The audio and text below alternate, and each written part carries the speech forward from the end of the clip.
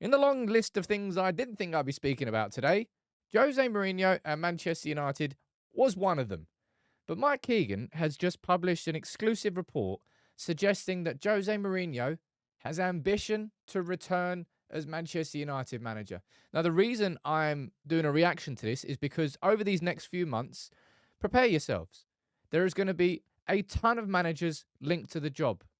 Eric Ten Hag knows that with Ineos coming in, change is a possibility if results don't turn around. So Ineos will be doing their due diligence and looking at potential replacements. Do I think they'll be looking at Jose Mourinho? No. Am I going to run through this report, see what it says? Yes, because I want to have a conversation about it. Because it's just, I was like, you what? Jose Mourinho?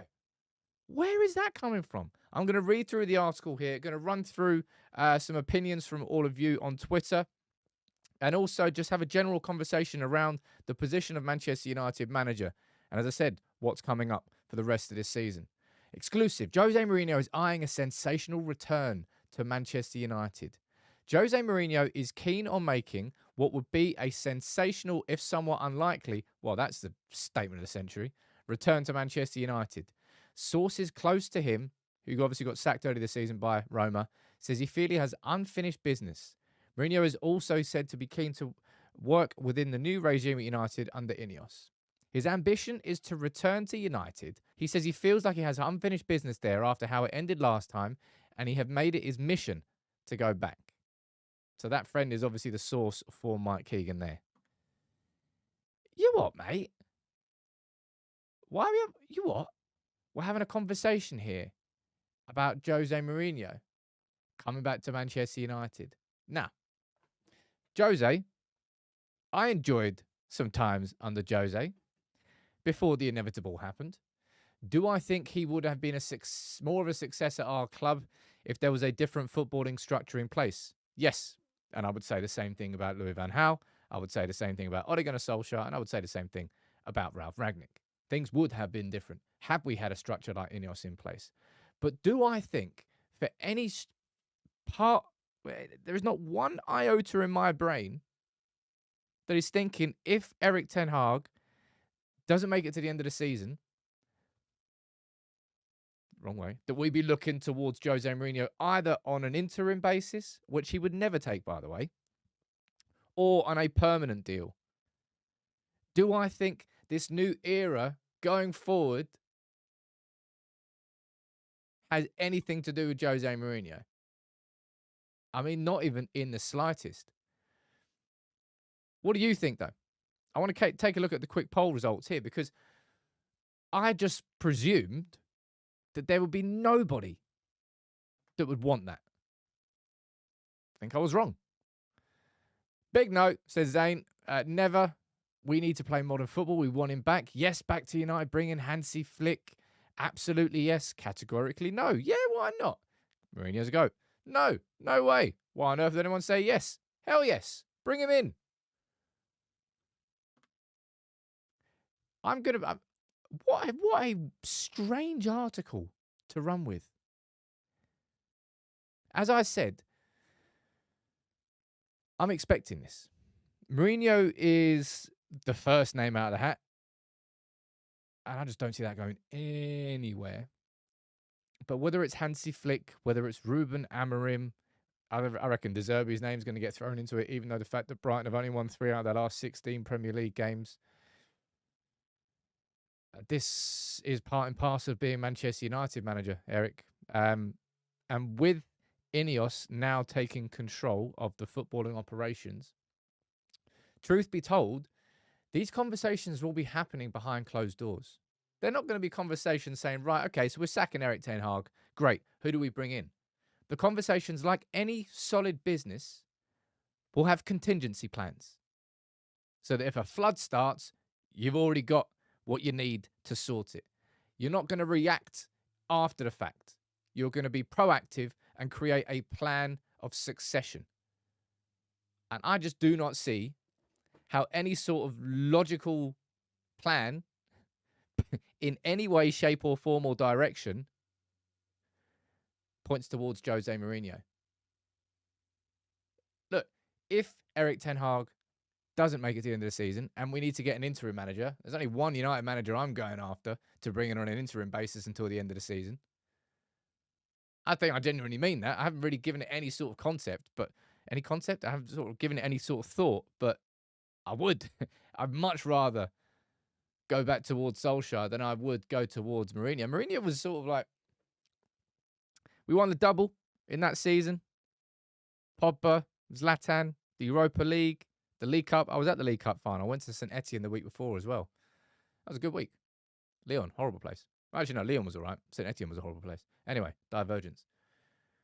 Mate, Mourinho, like, you know what they say about don't go back to your exes and all that? You definitely don't go back to abusive ones.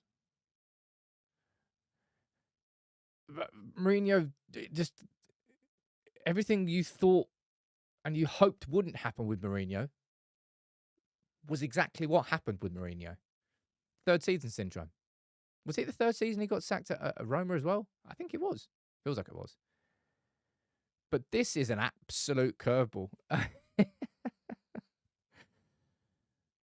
I'm presuming that Mike Keegan has just sort of pulled that out of thin air. Of course, Mike Keegan was one of the leading lines out of Qatar throughout the entire takeover process. He was the journalist who broke the links with a full Qatari bid. Up until that point, we were speaking about QSI, QIA, and a minority bid coming from the Qataris. And it was Mike Keegan who broke that news that it was going to be a full takeover bid, which is why I suppose there's quite a lot of United fans that will listen to what he has to report.